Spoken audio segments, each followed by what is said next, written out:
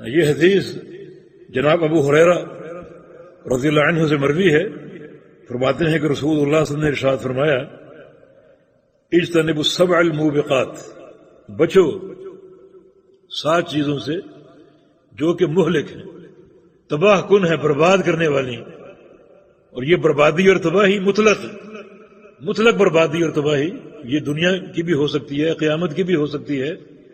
یہ 7 جو مہلک چیزیں ہیں یہ کبائر ہیں، بڑے گناہ۔ صحابہ نے پوچھا وہ کیا ہیں؟ فرمایا کہ الشرک باللہ، ایک اللہ تعالیٰ کے ساتھ شرک کرنا۔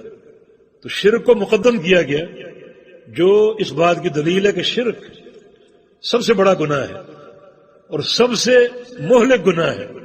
اتنا مہلک ہے کہ مشرک انسان کبھی جہنم سے نہیں نکالا جائے گا، اس کے لیے جہنم کا خلود ہے اور جہنم کی ہمیشگی ہے۔ دوسرا گناہ والسحر، جادو، اس کا معنی جادو بڑا خطرناک گناہ ہے اور بہت بڑا مہلک ہے۔ یعنی شرک کے بعد جادو کا ذکر ہے، تو شرک بھی جس طرح خطرناک گناہ ہے اور ایک بڑا مہلک ہے، اس طرح جادو بھی ایک بڑا خطرناک گناہ ہے اور بہت زیادہ بربادی اور ہلاکت کا سامان پیدا کرنے والا ہے۔ اس کے بعد وقتل النفس التي حرم اللہ الا بالحق، قتل کرنا انسانوں کو، لوگوں کو قتل کرنا جن کا قتل اللہ نے حرام کیا ہے۔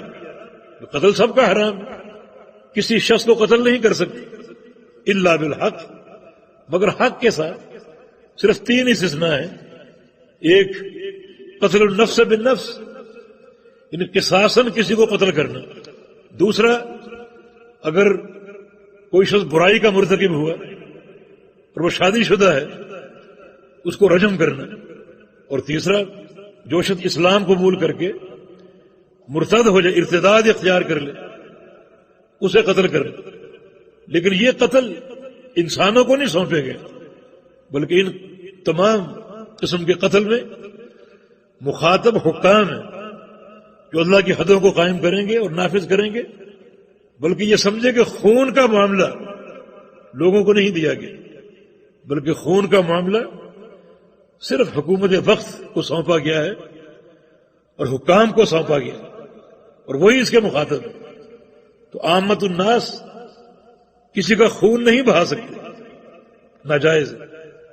یہ خطاب حکام سے ہے اور حکام ہی اللہ تعالیٰ کی حدوں کو نافذ اور قائم کریں گے۔ وَأَكْلُ الرِّبَا، چوتھا گناہ جو مہلک ہے وہ سود کھانا ہے۔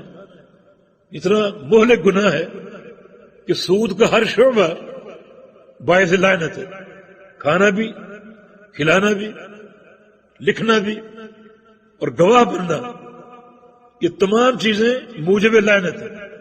اور لعنت کا معنی الطرد من الرحمہ، رحمت سے دھتکار دیا جانا۔ تو اس قدر یہ خطرناک چیز ہے، اللہ تعالیٰ کے ساتھ اعلان جنگ ہے۔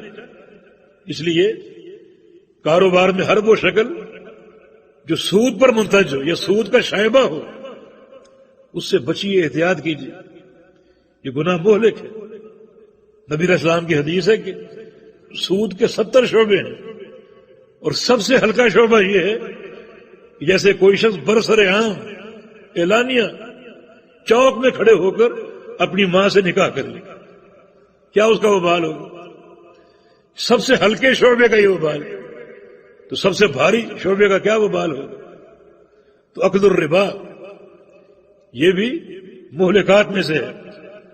وہ اکل و مال الیتیم، یتیم کا مال کھانا، اپنے پیٹوں میں جہنم کی آگ کھا رہے ہیں، یتیم کا مال کھانا۔ حق طریقے سے بقدر حاجت آپ استعمال کر سکتے ہیں اگر آپ یتیم کے نگران ہیں، لیکن جو ہی وہ اپنی رشد اور بلوغت کی عمر کو پہنچ جاتا ہے تو اس کا مال اس کے حوالے کر دیا جائے تاکہ کسی قسم کے بگاڑ سے آپ محفوظ رہ سکیں۔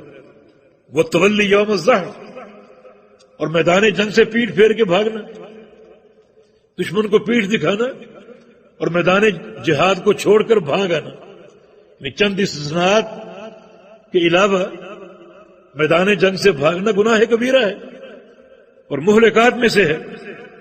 اسی طرح قذف المحصنات الغافلات المؤمنات، مومن عورتیں بھولی بھالی اور پاک دامن، ان پر الزام لگانا، تہمت لگانا برائی کی، زنا کی، فرمایا کہ یہ بھی کبائر میں سے، اور جو شخص ایسے عمل کا مرتکب ہوگا یہ عمل اس کے لیے مہلک ہوگا، کہ جو غافل اور بھولی بھالی مومن عورتوں پر الزام لگائے، برائی کے ارتکاب کا الزام لگائے، یہ عمل اس کے لیے مہلک ہوگا اور برباد کن ہوگا۔